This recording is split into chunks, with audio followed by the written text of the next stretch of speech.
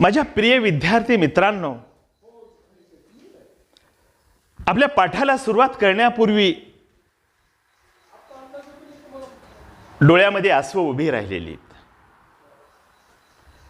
जगावर आलेलं संकट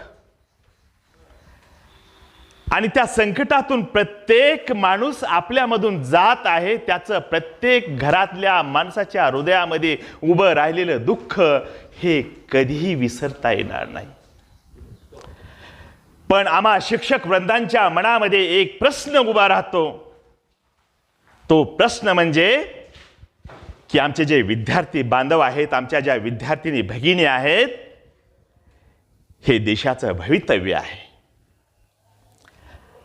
आणि या भवितव्याला उज्ज्वल करण्यासाठी आलेल्या संकटाला पायदळी तुडवून आमच्या विद्यार्थ्यांना घडवल्याशिवाय राहणार नाहीत, त्यांना उभा केल्याशिवाय राहणार नाहीत, त्यांच्यामध्ये प्रेरणा उभी केल्याशिवाय राहणार नाहीत. कारण आमच्या देशाची संपत्ती ही आमचे विद्यार्थी आणि विद्यार्थिनी आहेत. आणि म्हणून मी आपल्याला आपल्या विषयाकडे घेऊन जातो की आपल्या मराठी विषयामध्ये असणारा भाग क्रमांक 2 आणि त्यामध्ये असलेली कविता म्हणजेच वस्तू. वस्तू म्हटल्याच्या नंतर आपल्या मनामध्ये अनेक प्रश्न उभे राहतात आणि त्या प्रश्नांची उत्तरं या कवितेमध्ये अनेक उदाहरणांच्या माध्यमातून कवींनी कशी दिलेली आहेत, त्याचा परामर्श आपण जेव्हा घेऊ लागताल तेव्हा आपल्या लक्षात येईल की वस्तू म्हणजे काय असते आणि वस्तूचं महत्त्व काय असतं. जसं फमू शिंद्यांनी म्हटलेलं आहे आईच्या बाबतीमध्ये, आई म्हणजे काय असते, दुधावरची साय असते, लंगड्याचा पाय असते. आई म्हणजे जन्माची शिदोरी असते, ती सरतही नाही, उरतही नाही, आणि ती जर एकदा आपल्यापासून गेली तर फक्त शिल्लक राहतात तिच्या आठवणी. म्हणून विद्यार्थी मित्रांनो, मी आपल्याला कवितेकडे घेऊन जातोय. वस्तू ही कविता द.भा. धामणकर या कवींनी लिहिलेली. कवींच्या बाबतीमध्ये आपल्याला विचार करत असताना एक प्रसिद्ध कवी म्हणून कवींचा या ठिकाणी उल्लेख करावा लागतो.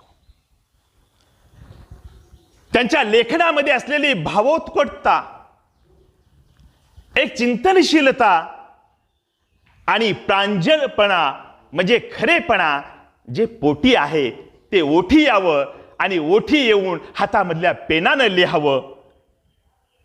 ते लिहिलेलं साहित्य जे असतं ते वाचकांच्या हृदयाला स्पर्श करणारं असतं आणि म्हणून प्रांजळपणा हे त्यांच्या लेखनाचं खास वैशिष्ट्य या ठिकाणी आपल्याला दिसून येतं. आणि म्हणून कवींची कविता वाचकांच्या मनाला स्पर्शून जाते. वस्तू काय चीज आहे, तिचं महत्त्व काय आहे, हे कवितेमध्ये आपल्याला कवींच्या माध्यमातून लक्षात यायला लागतं. मित्रांनो, जीवन जगत असताना समाजामध्ये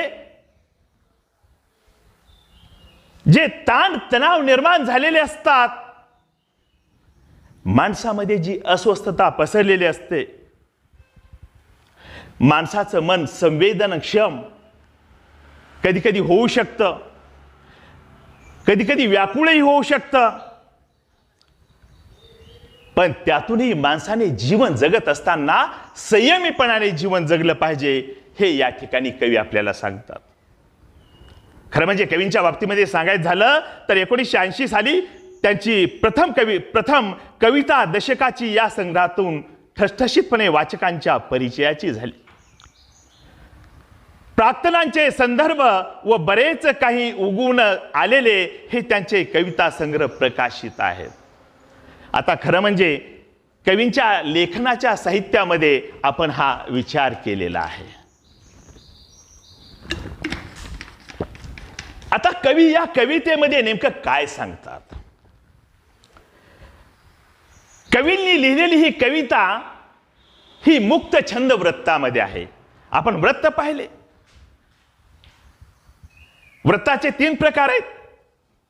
त्यामध्ये पहिला प्रकार अक्षरगणवृत्त, दुसरा प्रकार मात्रावृत्त आणि तिसरा प्रकार म्हणजे मुक्तछंद.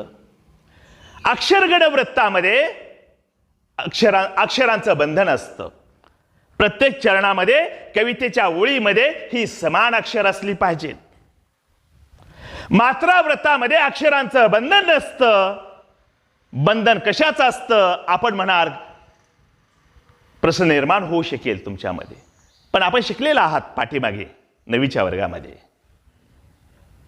तर मात्रावृत्तामध्ये लघु गुरु क्रम देऊन लघुला 1 मात्रा द्यायची आणि गुरुला 2 मात्रा द्यायची, म्हणजे 2चा आकडा गुरुला आणि लघुला 1चा मात्रा. या मात्रांचं सारखेपणा शेवटी, मात्रांचा सारखेपणा शेवटी आला पाहिजे.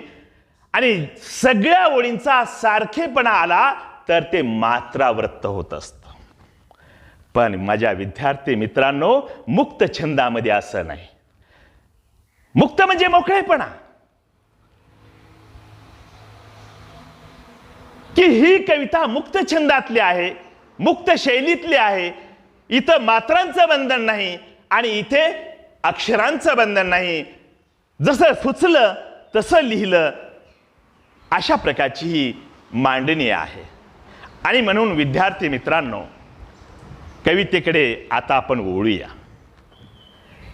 कवी आपल्या कवितेमध्ये वस्तूंच्या बाबतीमध्ये काय सांगतात, तर कवी असं सांगतात, वस्तूंच्या बाबतीमध्ये वस्तूचं काय महत्व आहे मित्रांनो, हे आपण जसजशी कविता पुढे पाहत राहतो, मी जसजशी तुम्हाला शिकवत राहतो, तसं वस्तूचं महत्व मी समजून देताना तुम्हाला समजेल की वेगवेगळी उदाहरणं दिल्याच्या नंतर वस्तूचं महत्व काय असतं. आणि म्हणून कवी म्हणतात, वस्तूंना जीव नसेलही कदाचित. आवेशपूर्ण कविता आहे,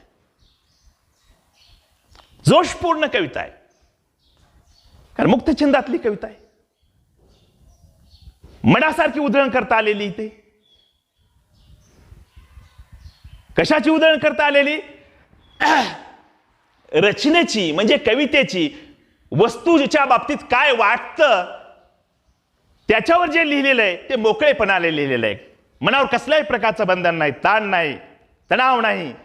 फक्त वस्तूचं महत्व काय असतं त्याबद्दल कवी सांगायला लागतात की वस्तूंना जीव नसेलही कदाचित, पण जीव नसल्यासारखे वागू नये त्यांना. म्हणजे वस्तूंच्या बाबतीमध्ये कवीच्या मनामध्ये शेवटी प्रेम निर्माण झालेलं आहे. कवी काय सांगतात की वस्तूंना जीव नसतो. उदाहरणार्थ, ही वस्तू आहे, पाण्याची बाटली आहे, बरोबर आहे की नाही? हिला जीव आहे का? बोलता येते का? नाही. पण ही वस्तू आपल्या उपयोगी किती पडते? पाण्यासाठी वापर करू शकतो, घरामध्ये वेगवेगळ्या गोष्टीसाठी वापर करू शकतो. आणि म्हणून यांना जीव नाही, अशी अनेक उदाहरणं घेता येतील. हा पेन आहे, हा पेन आहे, याला बोलता येत नाही, चालता येत नाही, मनातल्या भावना व्यक्त करता येत नाही, पण ही वस्तू किती महत्वाची आहे याचं महत्व कवी पटवून देताना म्हणतात की यांना जरी जीव नसला, यांना जरी बोलता येत नसलं, तरी पण त्यांना निर्जीव असं समजू नका, जीव नसल्यासारखं समजू नका. कारण वस्तूंनाही मन नसेल कदाचित, पण ते असल्यासारखे वागलो तर वस्तू प्रचंड सुखावतात. कवी धामणसकरांनी अतिशय सुरेख विचार मांडलेले आहेत आपल्या कवितेमध्ये. वस्तूंच्या बाबतीत काय म्हणतात? काय म्हणतात की त्यांना जीव नसेल, मान्य आहे, जरूर मान्य आहे, पण ते आपल्या किती उपयोगी पडतात. मग आपल्या उपयोगी पडतात म्हणून आपण त्यांना निर्जीव समजायचं नाही, त्यांना सजीव समजायचं, त्यांना प्रेम द्यायचं, माणसासारखं वागवायचं. ज्याप्रमाणे एखादी आई आपल्या मुलावर जीवापाड प्रेम करते, त्याचे लाड पुरवते, त्याप्रमाणे वस्तूंचे सुद्धा तुम्ही लाड पुरवले पाहिजेत असं कवी या ठिकाणी सांगतात. त्यांना लाडावून ठेवलं पाहिजे. आता लाडावून ठेवलं पाहिजे म्हणजे काय, त्यांना वेगळं काही दिलं, खायला वगैरे दिलं पाहिजे असा अर्थ इथे नाही.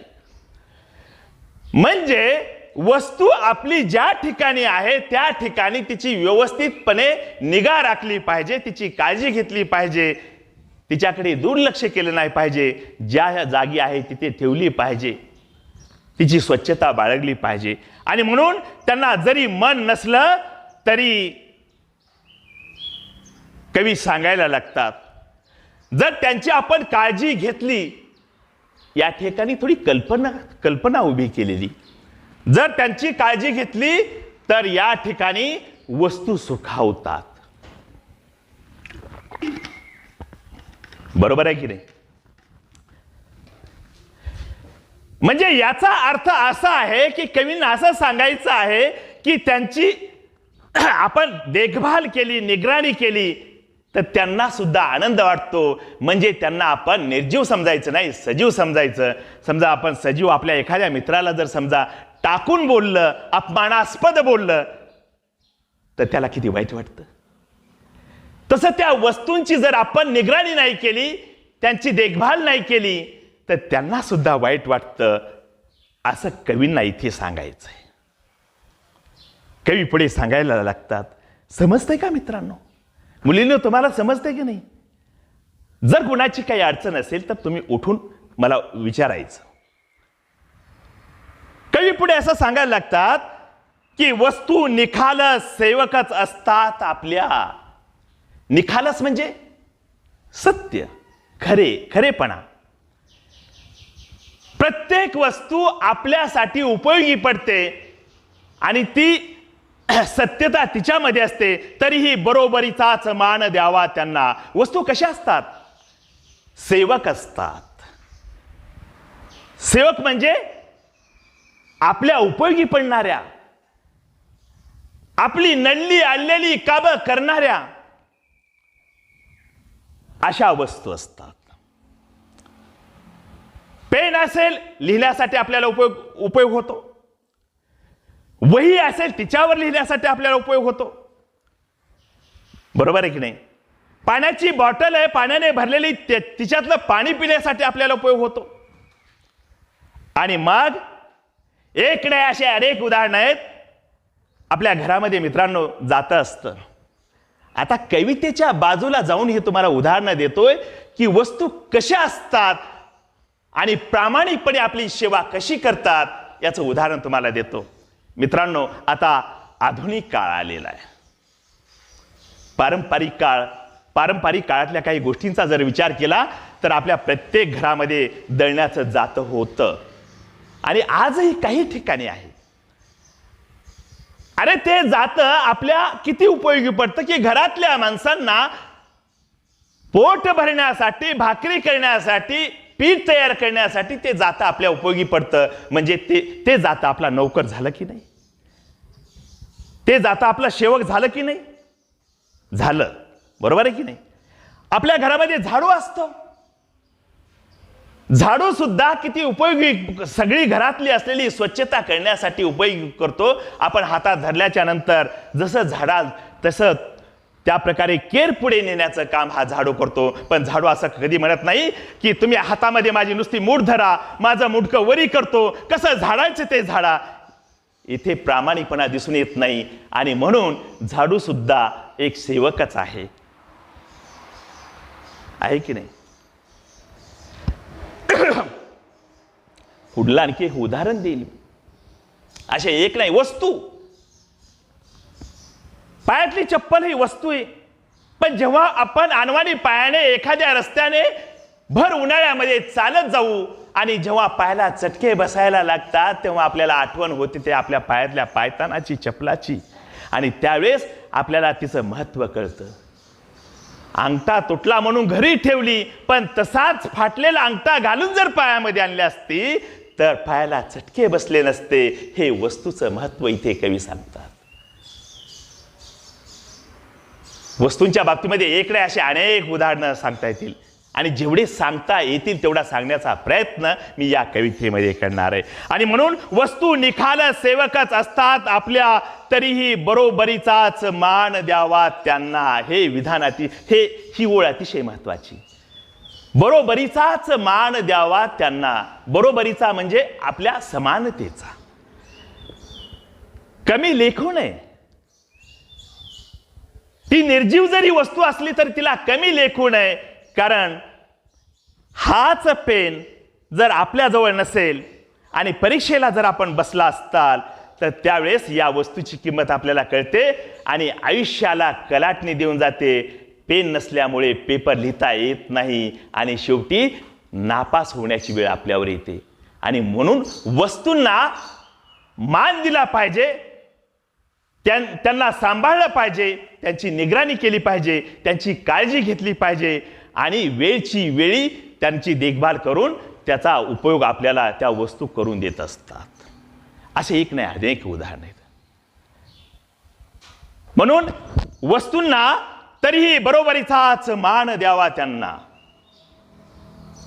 कोणतीही वस्तू असेल, कारण वस्तू आपल्या घरात आता हे समजा आपलं एखादं घर असेल, घरामध्ये ही खुंटी असते, अशा प्रकारची खुंटी असते आहे की नाही. त्या खुंटीचा उपयोग आपण कपडे अडकण्यासाठी करतो. म्हणजे ते आपल्या उपयोगी कोणत्याही कामाला पडते. कपडे अडकण्यासाठी म्हणा, दप्तराची पिशवी अडकण्यासाठी म्हणा, अशा अनेक कारणासाठी ती उपयोगी पडत असते.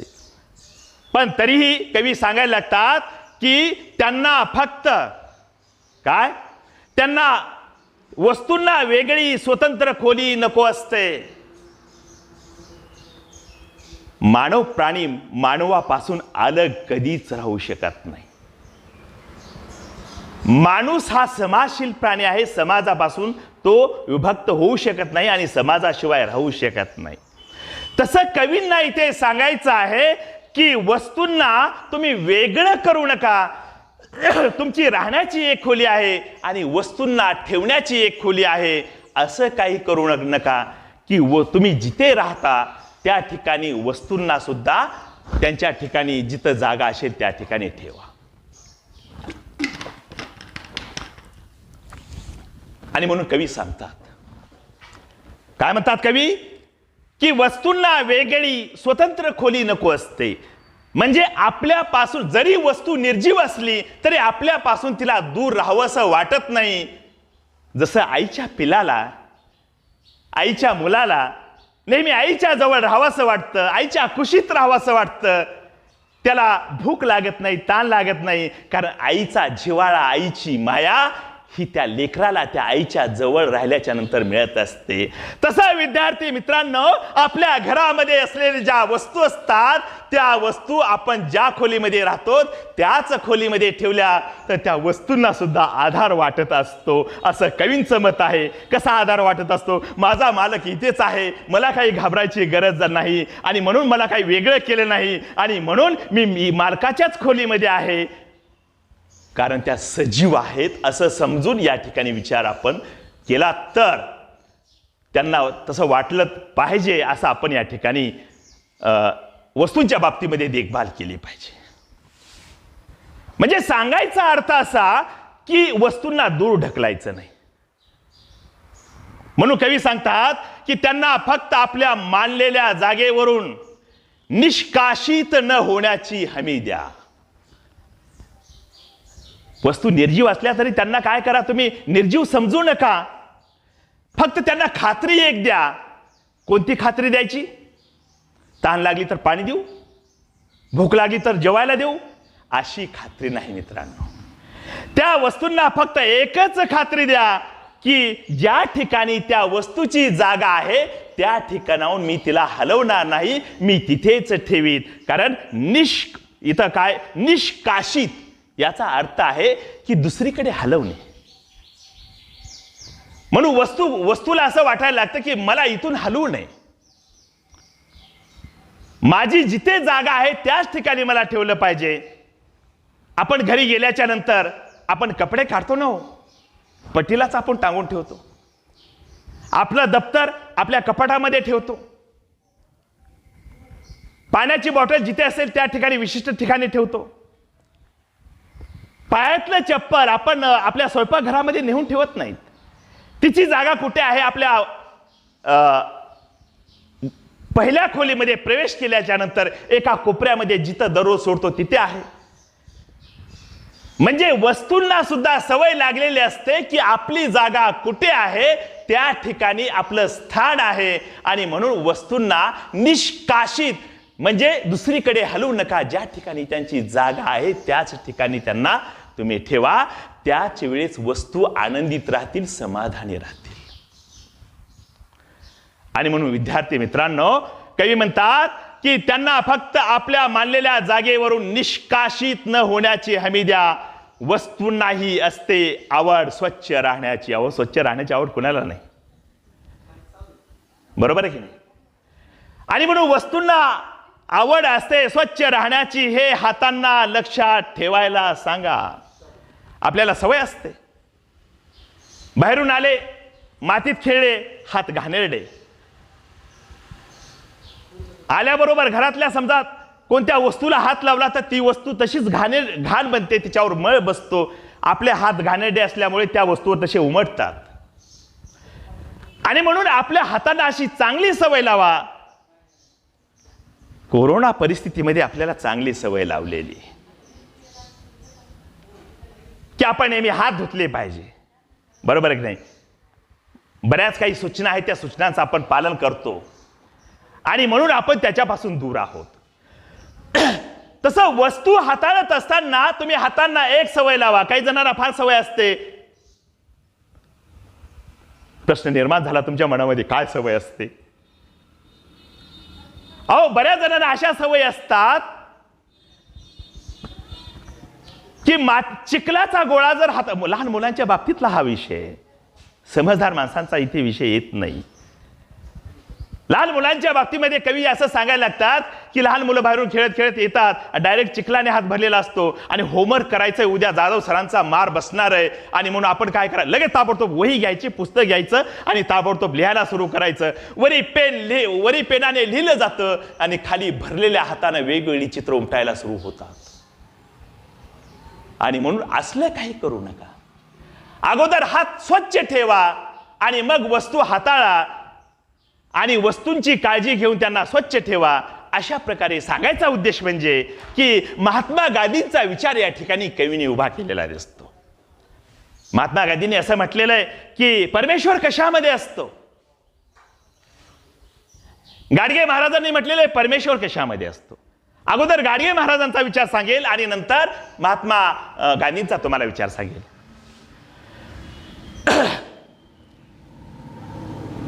गाडगे महाराजांचा विचार जर आपण सांगितला, परमेश्वर कशामध्ये असतो?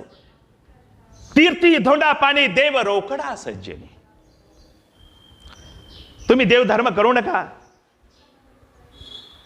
देवाला बकरे कापू नका. बाकी काही बरंच काही मी सांगायला गेलो तर बरंच सांगेन, पण त्याच्यामध्ये मी वेळ घालवणार नाही, कारण मी विषयाच्या बाजूला जास्तीत जास्त कधीही जाण्याचा प्रयत्न करत नाही. समर्पक असलेली उदाहरणं फक्त शिकवत असताना विषयाला धरून देण्याचं मी पहिल्यापासून काम करतो. विषयांतर हा विषय माझ्या शिकवणीमध्ये हा कधीच नसतो. आणि म्हणून मी आपल्याला सांगायला लागतो की गाडगे महाराज सांगायला लागतात की परमेश्वर हा कुठे आहे.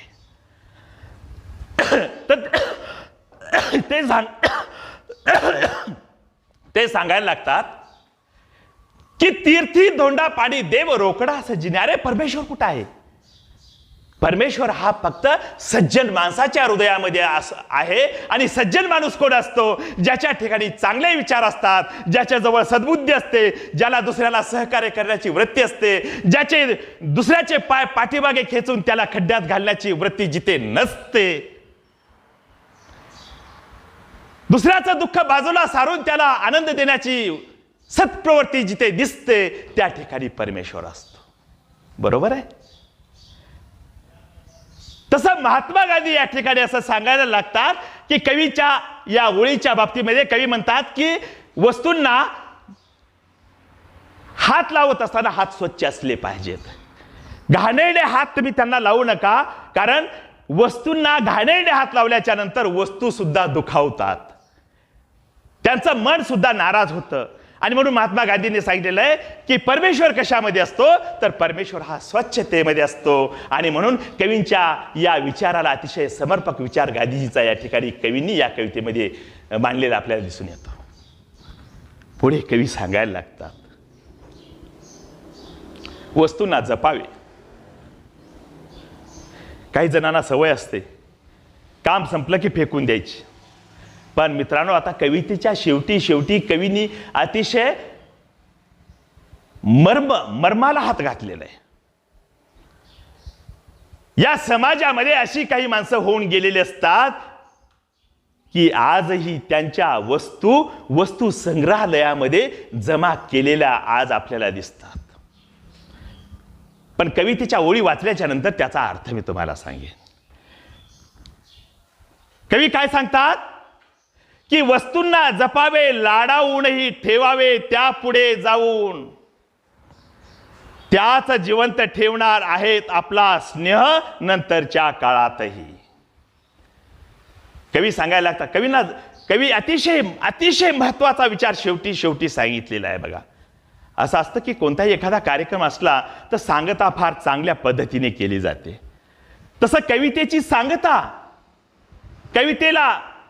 कवितेत असलेला शेवटचा विचार, एक निरोप अतिशय महत्वाचा कवींनी या कवितेमध्ये आपल्या समोर उभा केलेला आहे.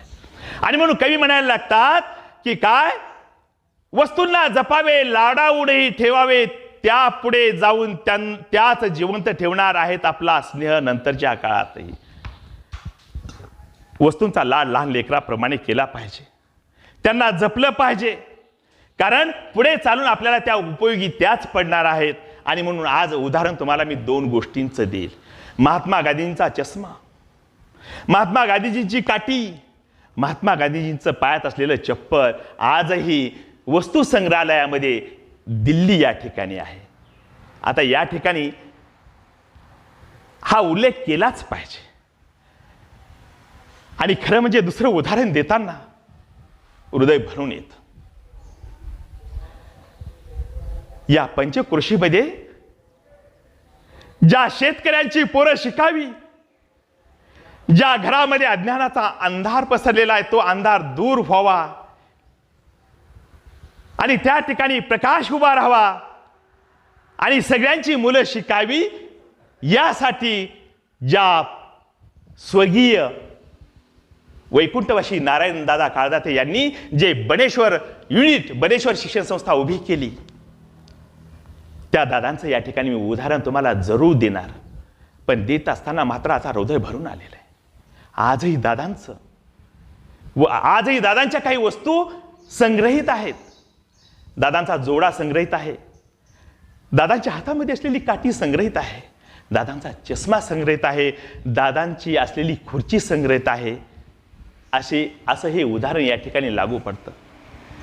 आणि म्हणून वस्तू या आपल्याला आठवण करून देतात की या वस्तू कुणाच्या आहेत, त्या व्यक्तीचं कर्तृत्व काय आहे, त्या व्यक्तीचा इतिहास काय आहे, तो इतिहास आपल्या समोर उभा करतात. आणि या समाजामध्ये जीवन जगणाऱ्या, कार्य करणाऱ्या आणि देशाची प्रगती करणाऱ्या तरुणाला प्रेरणा देतात की बाबांनो, असेही माणसं होऊन गेले, त्यांचा आदर्श समोर ठेवा आणि तुम्हीही त्यांच्यासारखं काहीतरी करा.